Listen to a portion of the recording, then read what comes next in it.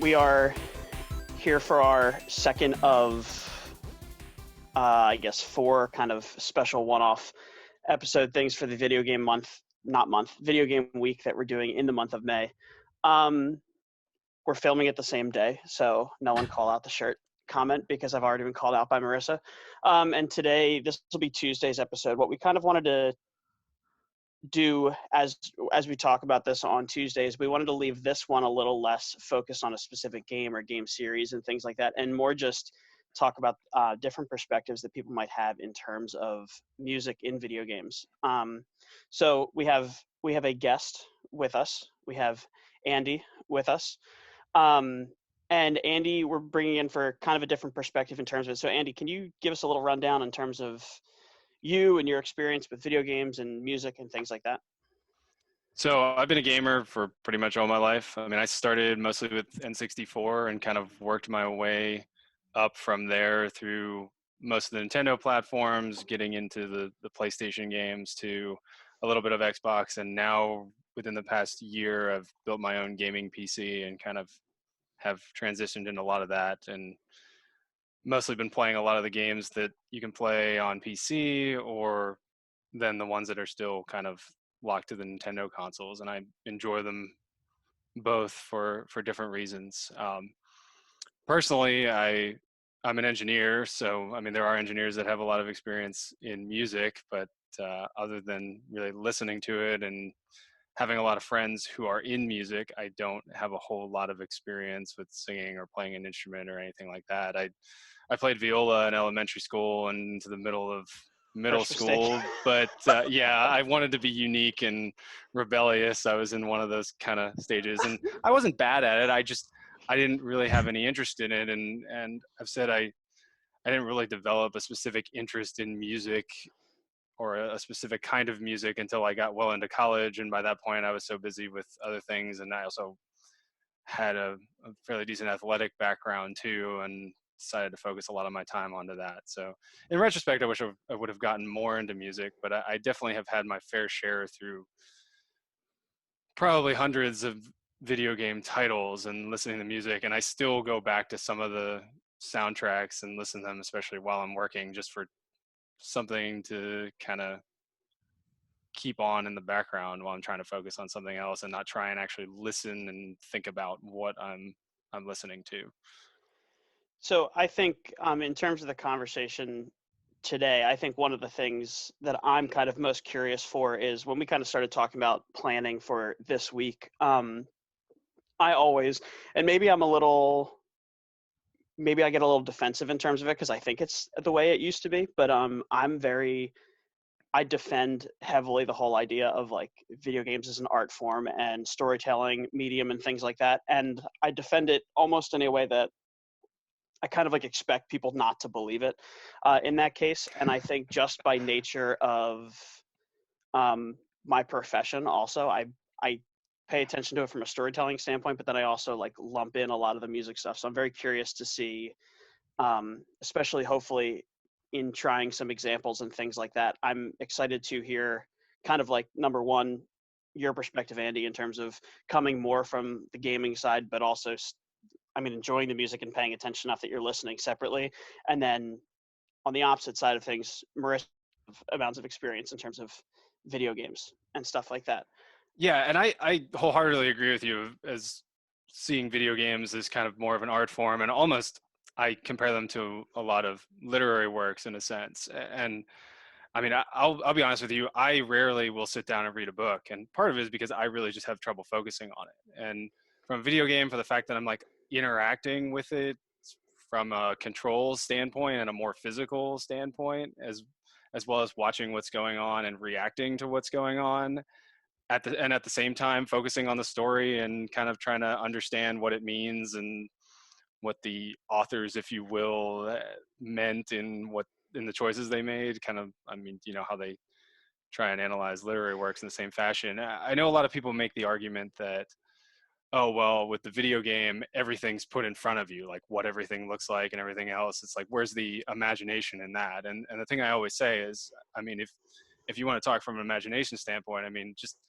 the imagination I've built on the side, thinking of the things I've even just observed in video games, I say try me on whether you think my imagination is any different from not reading books and playing video games instead.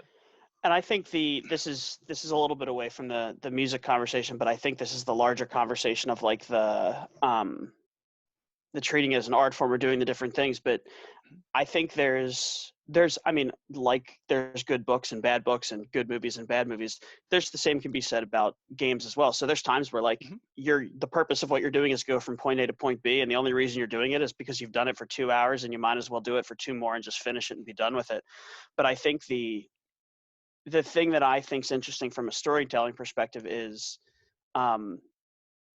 when you read a book, you're like, or watch a movie, you're watching someone already make those decisions. And whether you feel one way or not in it, you're like, it's predetermined. You're watching it and it's done, or you're reading it and it's done. Whereas you have to enact it in a game. And there's times where you're going through the motions because it's the way it's set up. But then the moments where like you're into it and you're doing it because you're invested. My all-time favorite quotes from one of my students is the Jurassic Park one. Yeah, that was a really good I one. don't know what it's like to meet a dinosaur, but this is the music I imagine. And like those moments to me, when you're doing something in a game and you do something crazy, like you jump off something or you do something and there's music playing in the background, and you have that like, music doesn't play in the background when I do things in my life, but this is what I would want to play in this moment. That's what I think is so cool. So can you give us some like examples of that? So I mean, I can. Do you want me to start? Do you want Andy to start? I can think of one off the top of my head if you Go want for one. And I mean it almost goes hand in hand with the one you talk about with seeing a dinosaur for the first time. If you play The Last of Us, there's a scene, and are we do I need to do spoiler warnings for video games or anything here? I mean it's similar to movies. I mean, should I I preface don't that? care, but Let's we'll put a disclaimer or something on it, and we'll just say we're going to talk about these things. Right. The Last of Us, I know there's some different opinions on that game, especially in this current time. But there's a scene where you get to a dystopian version of Pittsburgh, and there are giraffes that have escaped from the local zoo. I don't even know if there's actually giraffes in Pittsburgh, but it's not in Pittsburgh when it happens. Was it? Okay, I might be mistaken there. They're farther west. They get to some ruined city, and there's wild giraffes that are running around the city, and they like come up, and it's like this real emotional experience of kind of interacting with these wild giraffes in the midst of everything else that's going on in the game. And I mentioned a little bit of Last of Us stuff kind of in prep to this with Marissa, and I won't go too far into that because content-wise it gets a little wild at different points and things like that, so we won't cover too much of that. But from a music perspective, one of the things about that game, and it's a dystopian thing, there's not a lot of happy at any point in that game. And one of the things that's so cool about it is it's played, all of the music is done, like when he does percussive stuff, he uses junk metal and things like that. And he'll even bow the junk metal, so you get that weird like warp sound. And when he plays the guitar, it's a detuned guitar. So usually when you're in like a moment of emotion, there's no music. But then as the music comes in, especially, and we won't talk about it, but there's a moment at the beginning that's like heavily emotional. Marissa can even attest to that one. I made her watch it. Yeah, he made me watch it and I cried. So like, but when the music comes in, it's on a detuned guitar, because what it's meant to do is like, you feel uncomfortable in the silence. So it goes, oh, here, we'll do you this favor and we'll play this music and we'll go to this title thing, so you're a little comforted. But then it's not tuned, and it's not tuned because you never feel easy the entire time. Yeah. And that's essentially like the 20 hours of the game is that. So it never feels comfy. It never feels great. It just goes like that the whole time. In what I've noticed in a lot of the games I've been playing, especially like even Zelda games, and to a certain extent, some of even cartoonier games than that, some of the Marios and everything else, is most of them aren't happy games. I mean, even initially, some of the Zelda games are extremely dark. I mean, Majora's Mask, you look, it's like that one's pretty dark the whole time. Twilight Princess, the more you think about it, it's like, okay, this is like, there aren't a whole lot of happy people, even happy characters that you interact with in this game. But I mean, in most cases, these games are about some challenge or trying time that's going on, and there's some hero that arises that fixes things. So in a sense, it's interesting. A lot of the games and a lot of the music, they are dealing with that, where you're trying to do something where the game is not telling a happy story, or there's some sort of tragedy going on, and you're either trying to make the music counteract that or even amplify it. Yeah, and I think that it's a basic premise of storytelling in it, but then the act of doing in it makes it feel very different. And that's where, like, when it becomes your soundtrack, and not just kind of like just what's happening in the background to kill time. I think that's when it becomes really impressive in different ways. So to moderately, you mentioned Zelda, we talked a little bit about Zelda, but to like tie it back to something we talked about on the Monday podcast, we talked a little bit about Zelda, but the difference in Zelda and Mario was kind of like, and I guess we wouldn't have known this at the time, but Mario like fit perfectly, and it was so iconic because the music served its purpose and did all this stuff. But then, and again, this is with hindsight in mind, but when you listen to the Zelda music, you hear this, like, you hear what it is, and it's just kind of there, and it's not a big deal. But we've heard it more fully realized because of where we're at. So, Marissa, I don't know how much, because I know some of your students were going to play it. How versed are you in Zelda music? Because you're going to be you're the control group here. You want me to be honest? Yeah. No, I mean, my kids were working on it in alt strings. So Travis really would be the one to ask. I think they were working on like the title theme that everyone knows and loves. And I'm not going to lie, I think it sounds like Never Ending Story. And Which that's is fine, my connection to it. But it's like it's a massive fantasy thing. So the example we were kind of talking about was the whole idea of the music worked for what it was at the time, but it just like wasn't realized, I guess, in that way. So this is at least a cut of it. This is the original that it was. If you need me to turn it down or turn it up, let me know, Marissa.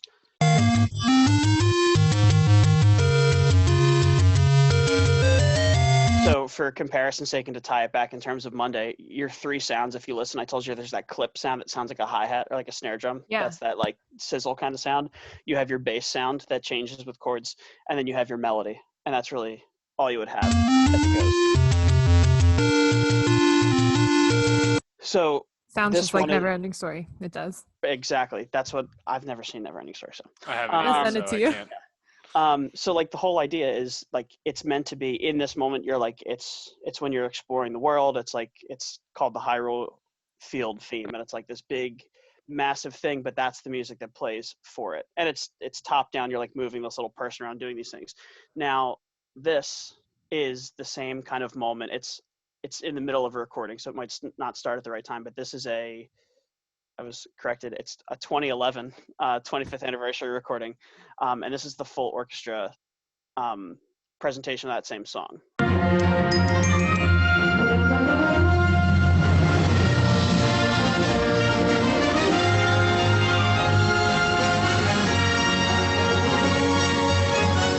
And again, this might be feeling like it's overstating it, but like to paint the picture in terms of what happened, like you're riding a horse through like a wide open field, and it's literally, you can go anywhere you want, however you want, whenever you want.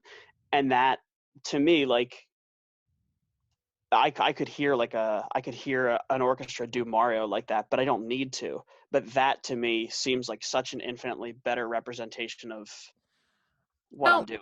This is, like I said, this is more like maybe the researcher brain, but like, was it meant to be a symphony, or did it, I'm just curious to know, like, is there a statement anywhere that the composer said, like, this is what I thought it would be, but I had to do the, three sounds because, chiptune.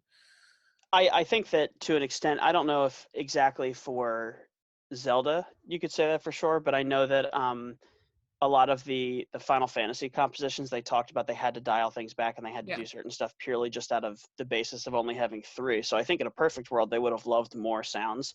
But I don't necessarily know if when they were making it at the time, they had any idea of what the medium could become or would become. So I don't know. I don't know if it was written in such a way. I don't know if initially in that moment it was written in a way to be like, hey, one day this will be something Okay. crazy. It'll be special. I think the other difference in this though is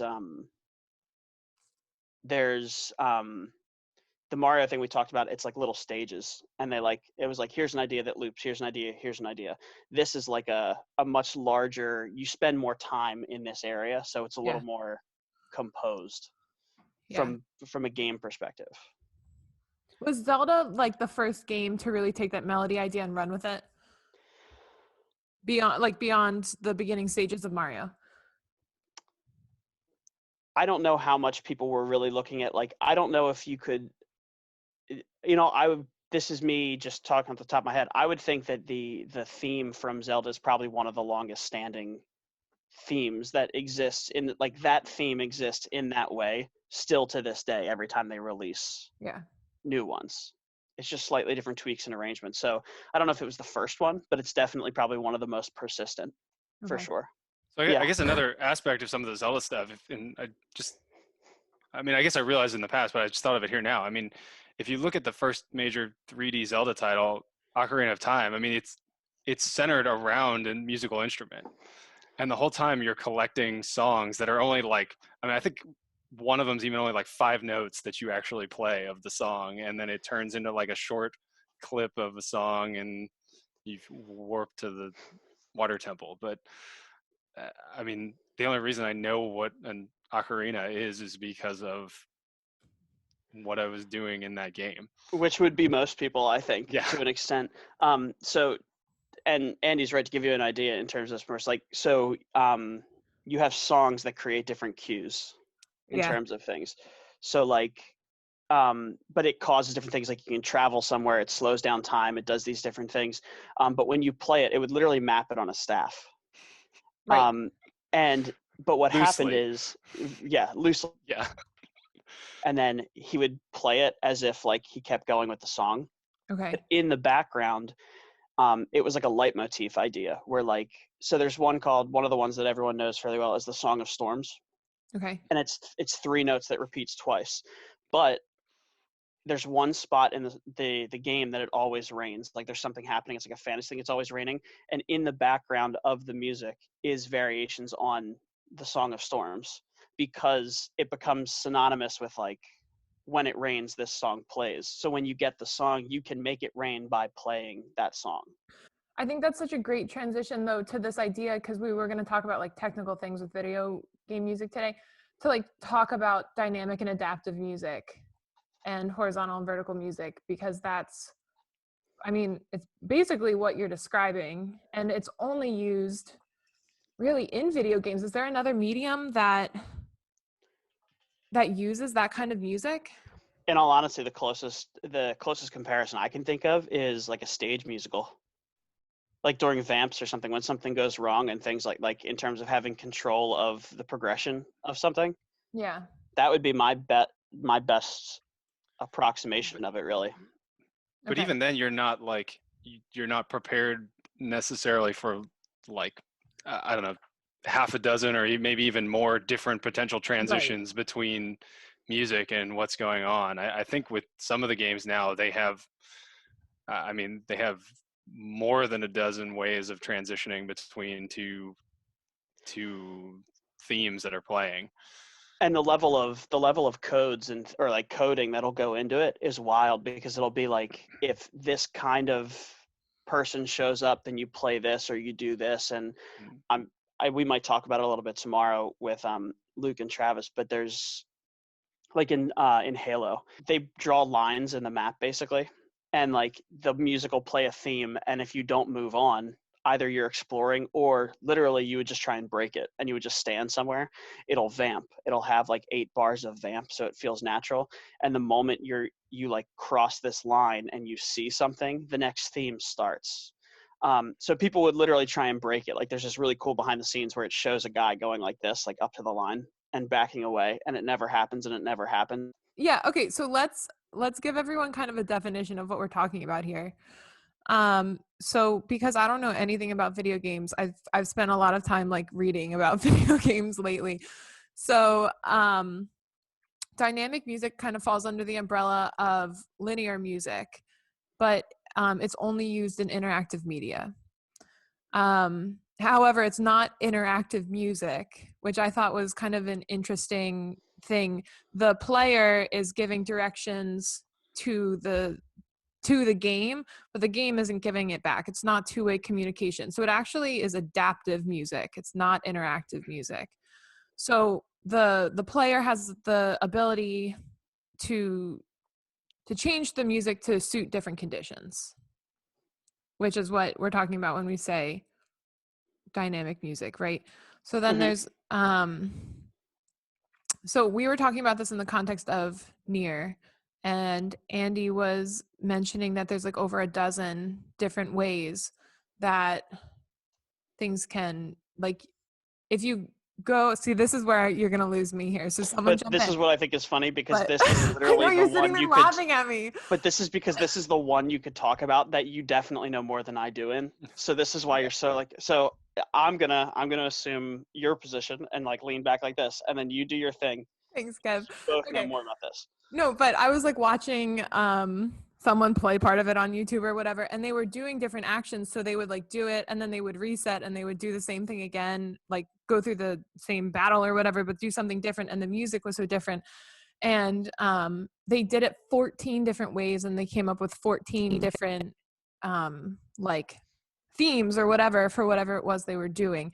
So I just thought that was particularly interesting. So before we like get into talking about adaptive music like crazy, I just wanted to like point out to everyone listening what exactly it was. And also it's really impressive that the composers come up with all of those different themes. I feel like it takes a lot, or it says a lot about the composers actually understanding what's going on in the game too, to figure that out. It's, I mean, not only is it like people who play video games appreciating music, it's people who appreciate music in a sense taking the time to appreciate the game too. And I also think that the uniqueness in like video games as an interactive source of entertainment is and we all do it, like we do it at different times, like when you watch a movie or something and you can see where it's a stunt person, or you see like a wire, or you see something like that, we're just like predisposed to want to find the cracks in something. So like to be like, you hold the controller at a certain point and you have like, you're going to try and break it. Like you want to try and find the moment, like you want to find the one spot that you can't run because they didn't plan past that. So you can say like, oh, I found it. Or like you want to find the moment where the music stops or something messes up. And that's, you're right. And that's what's fascinating about it, because they try and make it, in such a way that in an X amount of time, you would never see the same thing twice, regardless of if you're, or see or hear the same thing twice. So you don't go, well, this is the same thing that plays every time I do this, or this is the same thing that happens every time I do this, because then that way it, like, obviously, again, there's good and bad movies and video games and things like that. Every person wants you to think it's a good one and be immersed in it. So the moments you lose it, it breaks the immersion, and they didn't do their job as well as they should have. Well, have you ever watched video game speedruns? Yeah.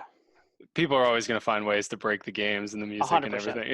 It's inevitable. I mean, you look at how they broke some of the old like Super Nintendo games, and now it's like they break the new games in the same exact ways, and it's as much as the developers try, you're always going to be able to break it. I believe. I think so too, and I think that the goal is to try and make it as unbreakable as possible, and especially from, obviously, people are going to find a way. Like they'll find the way and they'll do it, but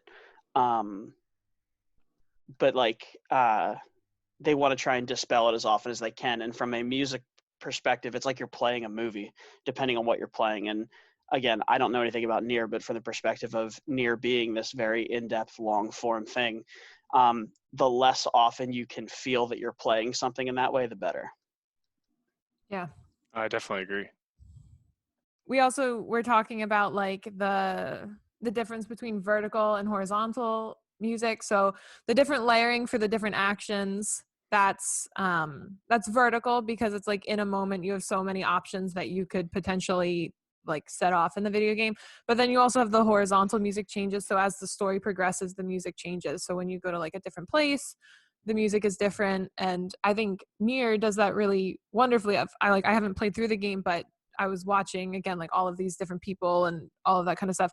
And it was just really fascinating to see that. But then also the composer like wrapped in all of these crazy themes that the game creators were wrapping into the game. So the composer took that. So what's the one? The Fortress of Lies, right? Is that what I'm thinking of, Andy? The Heartbeat one? Yes. Yeah. Okay. So like there's this one place where the game is like about becoming human, and it has like, what are they called? I mean, there's robots and there's humans, but then there's Yeah, for people who don't know what Nier is, it's kind of a niche game at this point. It's in this version you play as androids who are defending androids. defending humans that have been chased to the moon by aliens that have taken over the earth. But the aliens use this force of robots to like defend themselves. So the whole time you're playing as these androids who like are trying to be as human as possible because they're protecting or supposedly protecting humanity, and then there's these robots that are also trying to mimic humans and go through all of these issues because obviously they don't grow and develop like humans do, and they struggle to understand why they're not experiencing the things that they're finding out about as they scavenge the earth and see the remnants of humanity. So there's a lot of existential vibes and questions of what it means to be human and all that kind of stuff. So like a super happy subject, but Kind of. but there's this People one question why it's hard to follow. Yeah. Oh yeah, I mean you could even argue about android versus like robot or machine, I think they call them. You can argue that point too, but it's some way of differentiating between the factions. I mean the androids basically look like humans.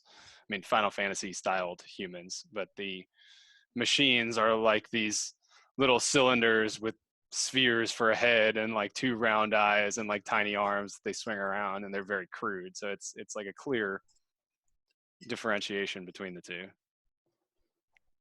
Yeah, so the composer like wraps all of this into his music, and that is what, like, I mean, it's very clear at this point, like I'm not into video games at all, but when I was told about this game and I was looking into it for the podcast, I like got sucked into this whole about the music because the composer did such a good job. So in Fortress of Lies, the whole song is actually set to the tempo of a heartbeat and a heart monitor. So it's just like, it's really cool. And like in that place, that's the way it goes. And then there's this whole area where like robots are aware that they're robots, right? And correct me if I'm wrong, but then there's also like children. So they use a children's choir. Oh, yeah. In that area. And it's just like, and it's all like, I was again watching someone play it and it's very subtle, but when you point it out, it like perfectly sets the mood for what you're doing and everything. And it's just like, it really is, it was incredible to watch all of these things be picked apart for the music, because I can't even imagine the amount of work and detail and understanding that has to go into it just for the music. Like these aren't sound effects, these aren't anything else. It's just background noise essentially for the players, but when you pull it apart, it was incredible. It was really cool. Do you happen to know if it was it recorded with a full orchestra? I know it had choir, so it's a little different too, but the only thing I know is in the like true credit roll of the game, it's actually the development staff that is providing the vocals for the choir. So I'd imagine that was recorded, and I mean I would use that as an assumption that they probably, at least the vocal parts, were recorded as a choir, because that's an interesting thing about Nier also, is a lot of the background music has voice in it, not necessarily lyrics, but I mean there's clearly somebody who's providing vocals as a main source of the theme. Yeah, but that was also the other really cool thing I thought about Nier, that if we're going to talk about vocals and lyrics, they came up with like a whole different language for Nier and all of the music. and it was meant to sound like specific languages. So like they specifically try to make it sound like English at some points. They try to make it sound like Japanese at other points. They make it sound like French, Latin, like all of this, but it's not. It's all just gibberish basically.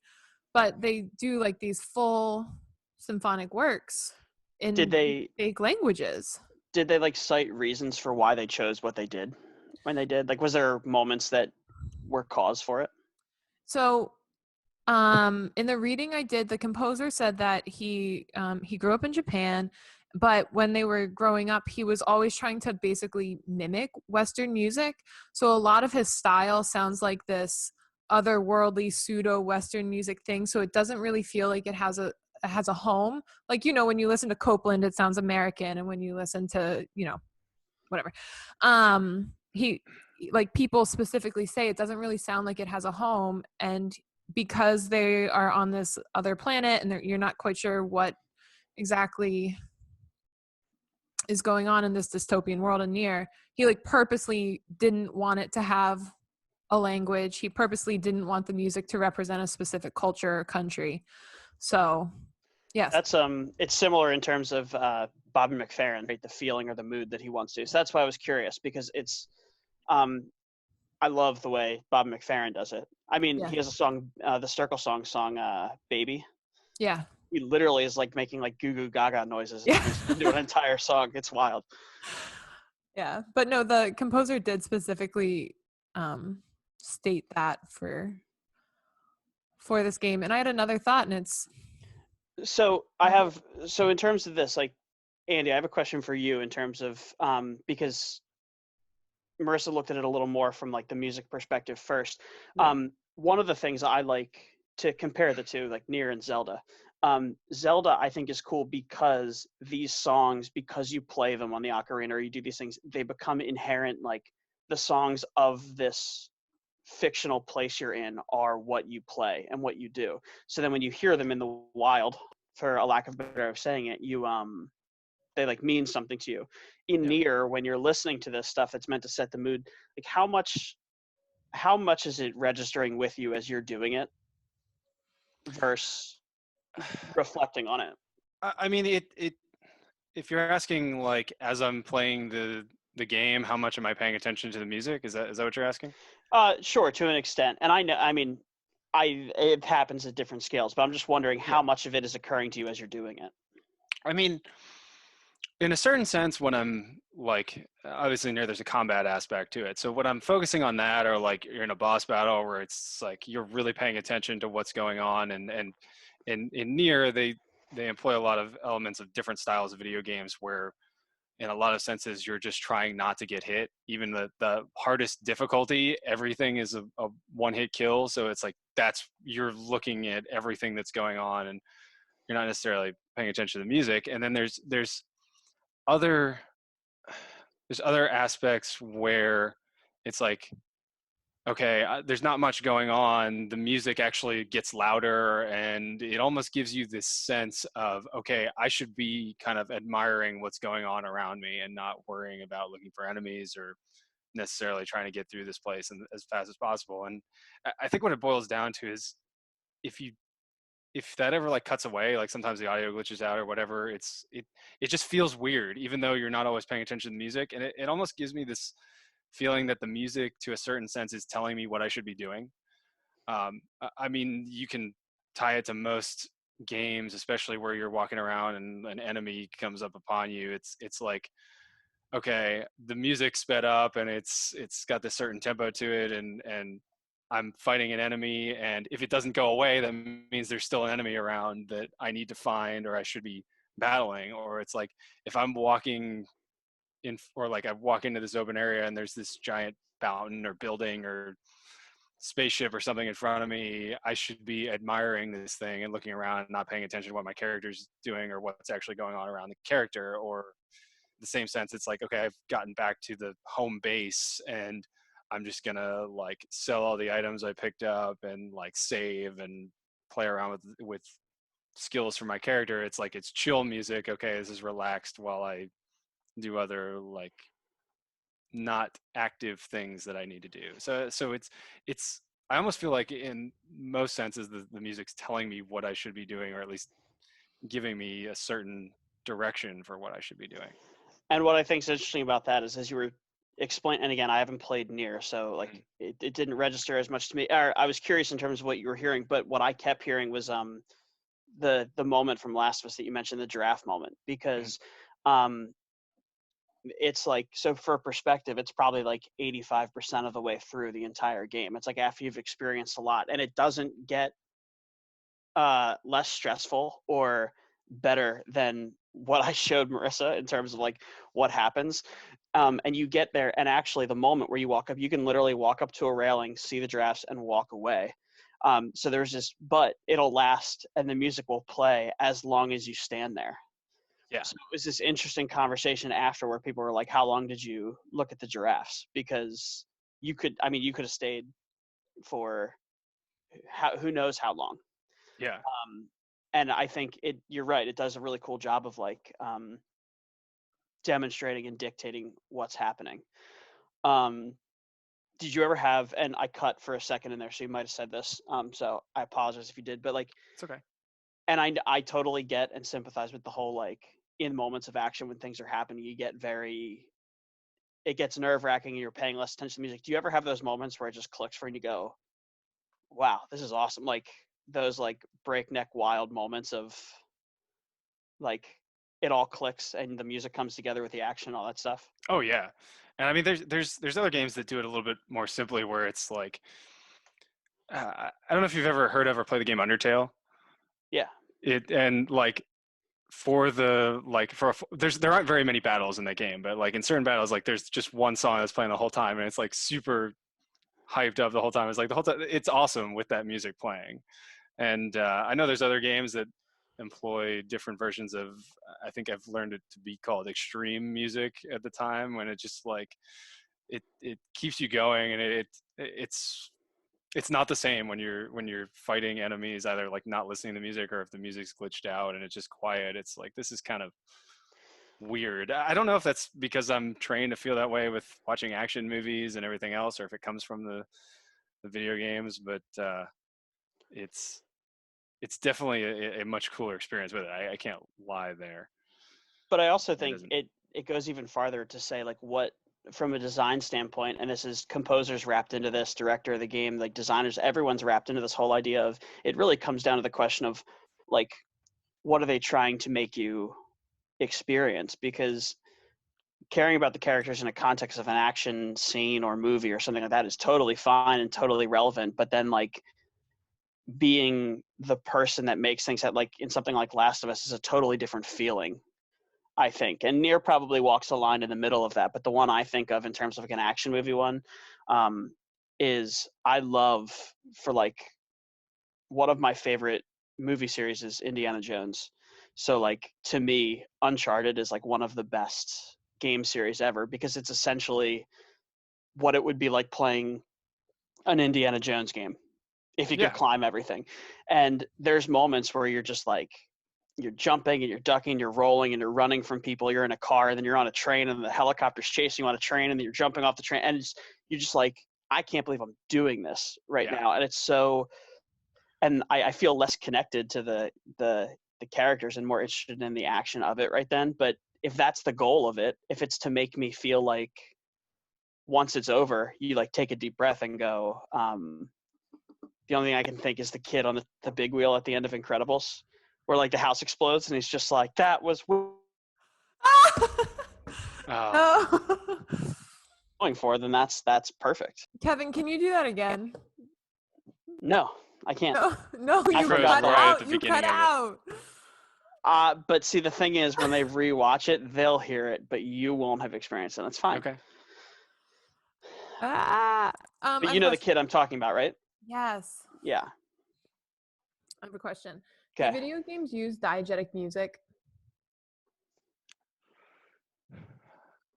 I think that's been explained to me what that means before, but I don't remember off the top of my head. Diegetic music is music that the characters can hear.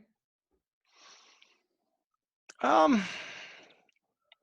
don't want to like double dip completely in certain things that we're talking about different days, but one of the answers, Final Fantasy X specifically, there's a theme that is the theme of that game that you you get it's really cool. It's a very beautiful song. It's mostly a piano melody.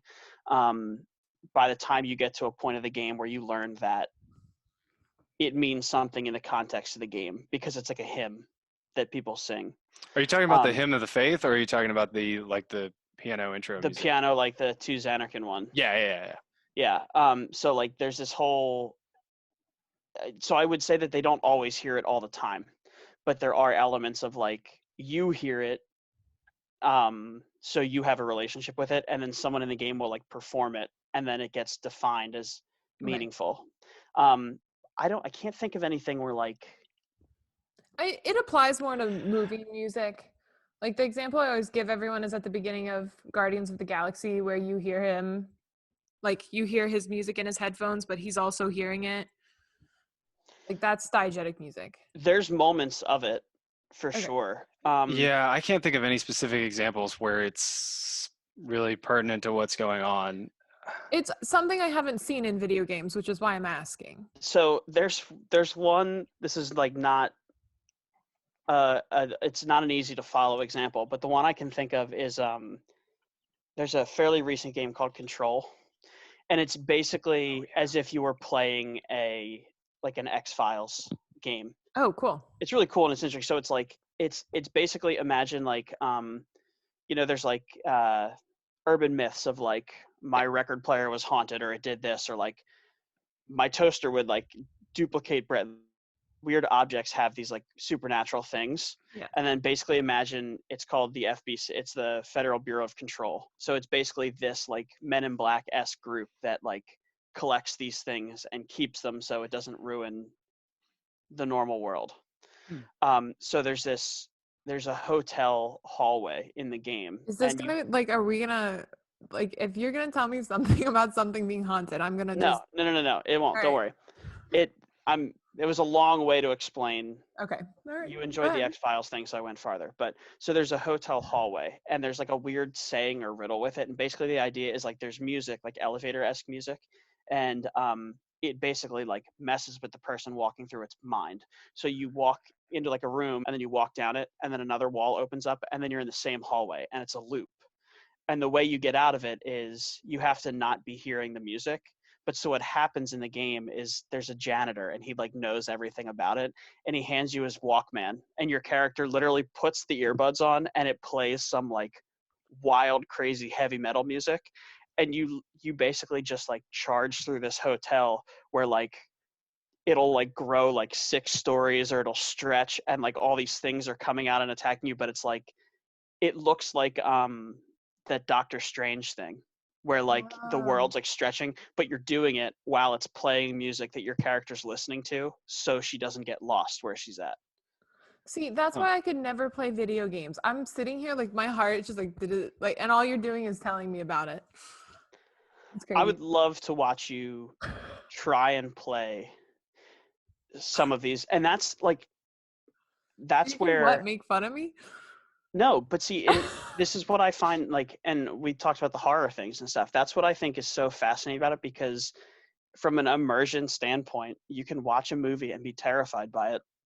But I always make the joke of I don't like scary movies, so if I just watch it for the entirety of it, panicked that something bad's about to happen, at the end, I'll take like the first deep breath I've had in 2 hours, but you won't have scared me because I'll be nervous the whole time. Whereas in the game, you get to the moment that something bad's going to happen, and it literally won't happen until you make it happen. And it's a terrible thing because you don't want it, but you have to do it. I don't even want to hear about it. So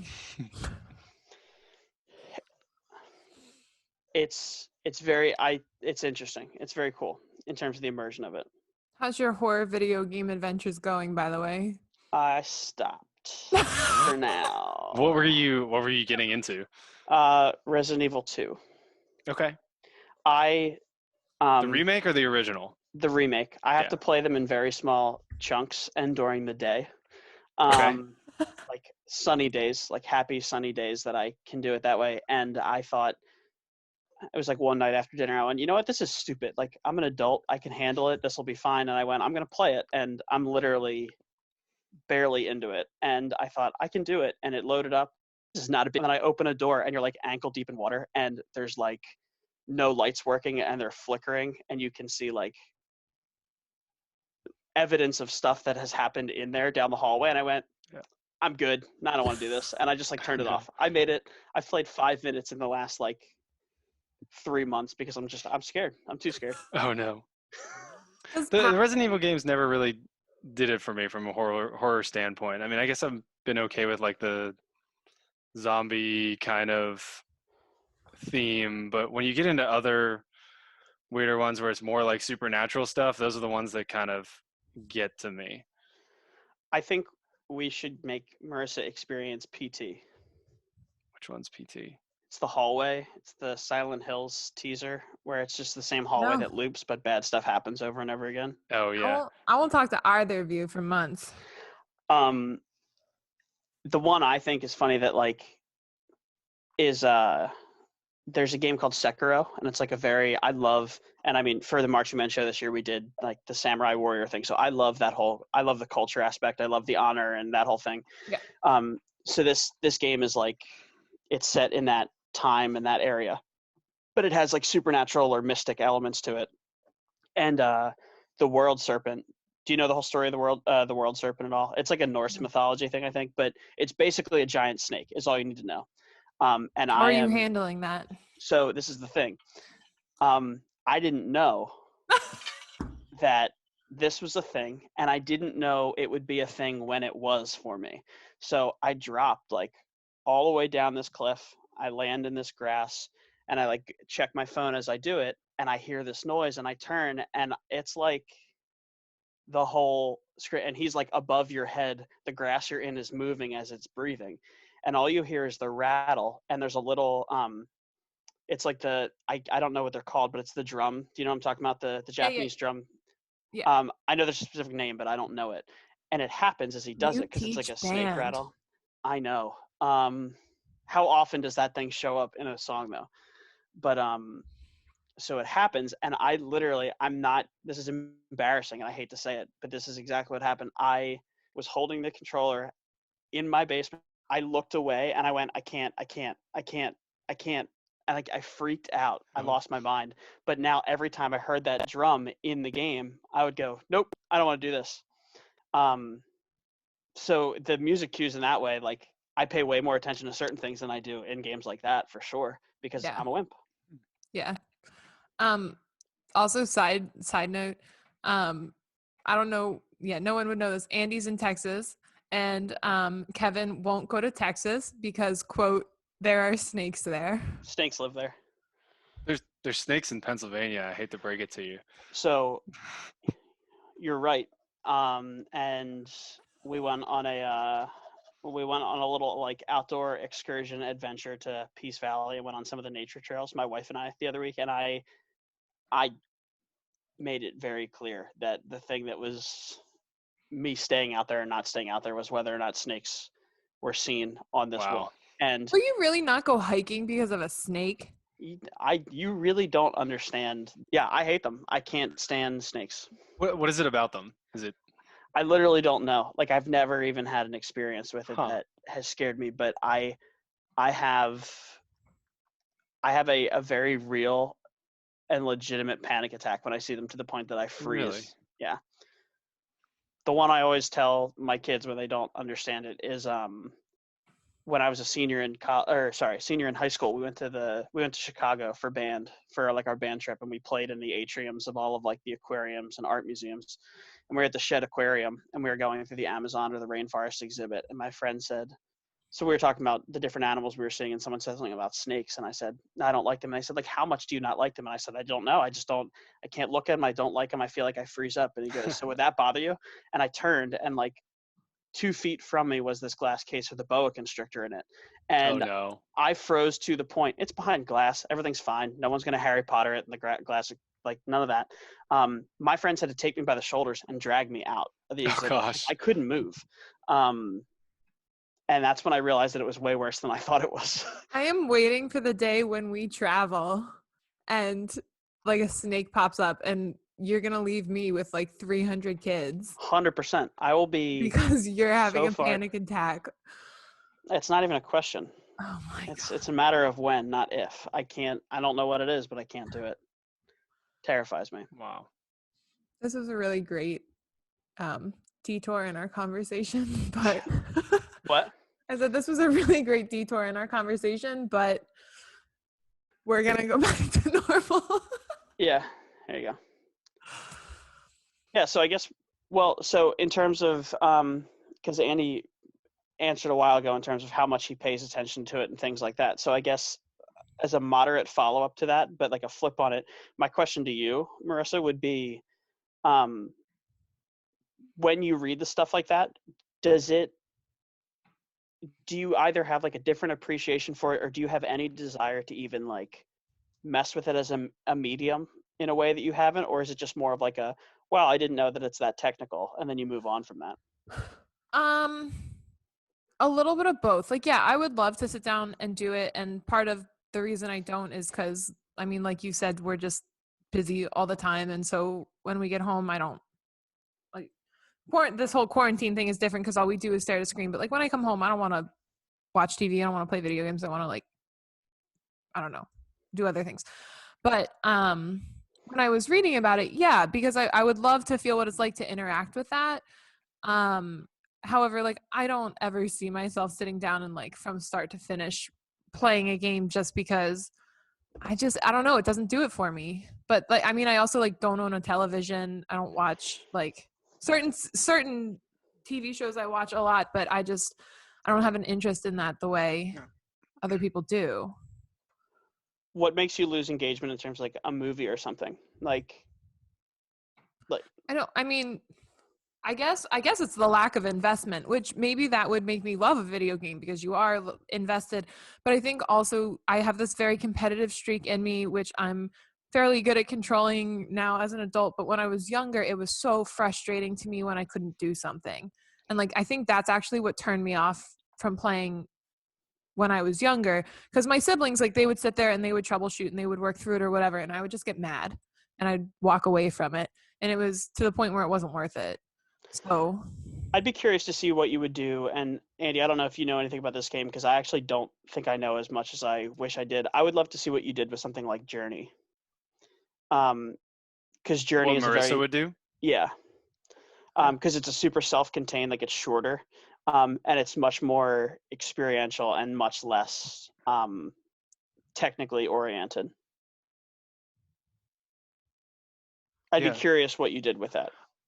I've never played it, but I get the sense that it does have some linearity to it. I mean, it's less of, I guess it's less of making your own decisions, but still there's an element of problem solving is the impression I get. That it's interesting. It would be interesting. I don't have to a see. problem with problem solving, and maybe as an adult, like revisiting these games would be a different experience for me. Yeah. But from a music aspect, they're fascinating, and I also love looking at music. Like I love music history class because I love seeing how everything like fits together with the culture and the music and all of that is super fascinating to me. But I also just love reading about it and talking about it in a lecture hall. So like I could just be a boring human. I don't know. No comment. I do think that kind of in the same vein as like indie movies or indie indie bands and things like that, kind of like off the beaten path groups. I do think there's a really cool. It's not something that's necessarily touted as much for its music. Like you're not right. Going to see. I mean, there have been a few actually where like your Hans Zimmers and your people have composed things for games, but it's not like a movie where like every other day you can go, who's the composer for this? And it's right. Like John Williams or Hans Zimmer. There's one or two that they've been there, but not big ones. And it's very cool to see what they do and how they manipulate stuff. So I enjoy it. It's fascinating. Yeah. Honestly, I think you might see more of that though, where the big names are going to want to go the video game route. Because I know there's a lot of actors and voice actors that are like, they're itching to even be portrayed as themselves in video games. That's becoming more and more popular. I mean, you see I'm trying to think of some of the better examples, but there was one with like Ellen Page and Willem Dafoe where they were actually did screen captures and they appeared as an actor in a video game. And another one, a good horror one if you're looking for it, is called Until Dawn. And Hayden Panettiere and Rami Malik Yeah, you got it. Malik Yeah, Malik. are they're in it too, as and like all of the characters in that are actually real actors, some big names that are portraying the characters. So more and more you're seeing famous people that want to get involved in video games. I mean, some of the bigger video games have over a $500 million budget. I mean, how many movies have that these days? Yeah, I mean it's and especially I think the motion capture aspect of it now it's what's intriguing to them because it's not sitting in a booth anymore and doing that kind of stuff. So it attracts that talent in that way. So like from like an imagination perspective, and maybe this is a good like kind of, it's not specifically and solely music related, but we initially were talking about the imagination of it and things like that.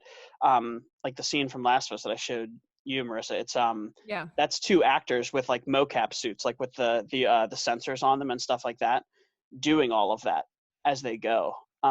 So those are like, it's human beings that you watch do it, and when you see little gestures or little cues and things like that, it's all human. So I think it's something that big names are really going, oh, there's something here. Well, this also ties back really nicely to the thing we started with and then kind of quickly got away, but is video games as art form, right? I mean, like they're becoming way more impressive, like to the point where my dad has come into the like basement or whatever when my brother's playing video games and we're like, oh, what are you watching? And Dave was like, it's a video game. And my dad's like, no, it's not. Like those are real people. So, I mean, obviously things are getting like really realistic for the gamers, and I think the addition of like music and all of that other stuff, of course, is improving right along with it. Yeah, I think we're also at an interesting point with it where, and this is simplifying movie things a little bit, but I think we're at a point now where there are people that know what games are capable of, but there's also people that are still surprised that they learn a lesson or that they were taught like something heavy. Like I don't want to like ruin like a movie or a big movie or something like that, but when like you watch a movie that you think you're watching something that's just going to be a point A to point B and it's fine, and then you leave kind of like out from it, like I don't think people gave credit to games in that way, and they're getting tricked more and more that they're learning these things from them, which is cool. Yeah. So Andy, thank you for being our first test subject in more of a calm, casual conversation and less of a full-blown interview. Yeah, thank you for having me. I had a lot of fun. It was nice to talk video games with someone that Anytime. has played them. Whoa, slow your roll, Kev. Marissa knows what the 64 and N64 means, though, after Monday's podcast, so we're getting her there. I now know that I should be calling it chiptune music, too, and not necessarily 8-bit. Yeah, you said that, and then I continued to call it 8-bit music the entire time. It's fine. We can do it. That's what the rest of the world does. So tomorrow tomorrow's podcast will be Wednesday, and we're going to have a few student guest members chatting about what they are most interested in, or kind of ones that have caught their attention and stuff like that. So thank you again, Andy, Marissa. Thank you. Yep. Okay, say bye. Say bye, Kevin. Bye, Kevin.